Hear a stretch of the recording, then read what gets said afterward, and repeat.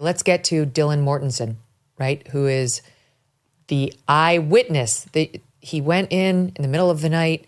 He killed 4 roommates, but there was one roommate. There's another roommate who wasn't there, and there was this roommate, Dylan, shown here. And she is what they called an eyewitness in the affidavit. She said she saw a man of medium build with bushy eyebrows wearing like a COVID mask, that they made eye contact with one another. She was frozen in a frozen shock phase. Please. And he went by her. She went back into her room. She locked the door. She stayed in her room until almost noon the next day as her roommates were bleeding to death. No one can understand the decision-making, but no one's been in such a situation. I don't understand what happened with Dylan. No one does. But talk about, like, your witness collapsing. She may not even be able to give the prosecution what I just said. Exactly. What happened was, what you related with happened in the first interview the police had with Dylan. Over that week and the next week that followed, there were 3 more interviews. Those 3 interviews, she seemed to change her story. She said that perhaps it was sort of a dream she was seeing. She couldn't be sure. Then she said that one of the victims had gone down the stairs, and that wasn't possible because the victim had died in her bed. And then she admitted finally that she was just too drunk. That too drunk was the words that Ann Taylor used to come to any reasonable consideration of what happened that night.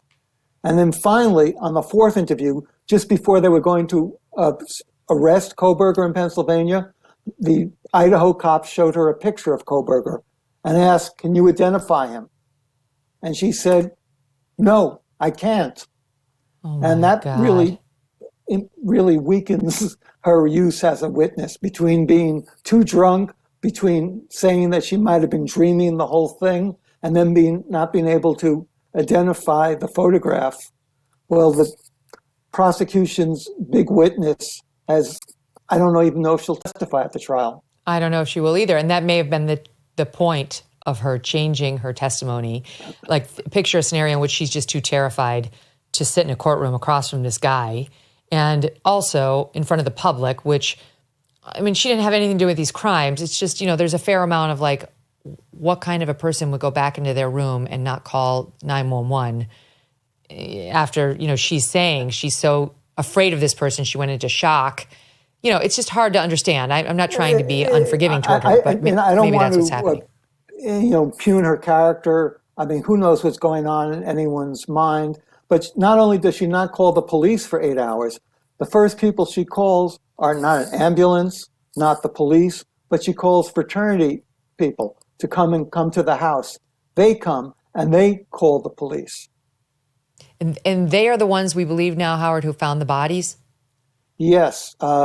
There's a new video that's just was released last week, and you can see Ethan's twin brother, there actually were triplets, sitting outside the house the moment when the police arrived, and he's wearing a pink sweatshirt sitting by a dumpster with his head in his hands. It's a very poignant video. Wow. So because that was always one of the big mysteries, that it was somebody else. It wasn't Dylan who called 911 when ultimately the authorities were called, and we didn't know who it was. But now we believe it was the fraternity brothers who she called to come over to the house. Yes, the actual fraternity brother who made the call was Ethan's best friend. And the police have never released that 911 call. I imagine it will be played at the trial. That is unbelievable. So she is saying she doesn't know if she actually saw him or if it was her mind playing with her. She conceded that she had a lot to drink and was too inebriated to remember anything that happened that night with any authority. And when they showed her a photo of Kohberger after the fact, she failed to identify him as the intruder she had seen. These are terrible facts. Not a very good witness. No, she's not going to be helpful at all. And it's unfortunate. Their case doesn't rise or fall on her. But boy, you'd much rather have her say, "I'll never forget those bushy eyebrows. And if I see those eyes again, I'll know them." And then say, There they are, right there at defense table. Right.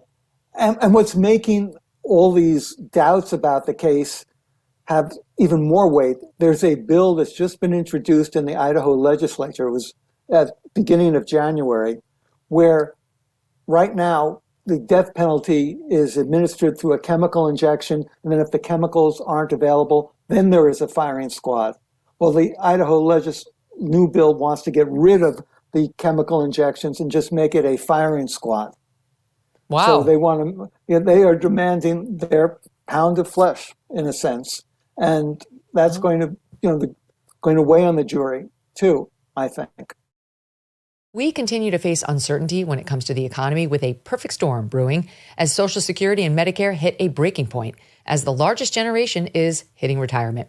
A smaller workforce means a smaller tax base. You pair that with our growing national debt and our rising cost of living, and we could have a very big problem on our hands. So what are you doing now to protect your family for the future? Are you diversifying?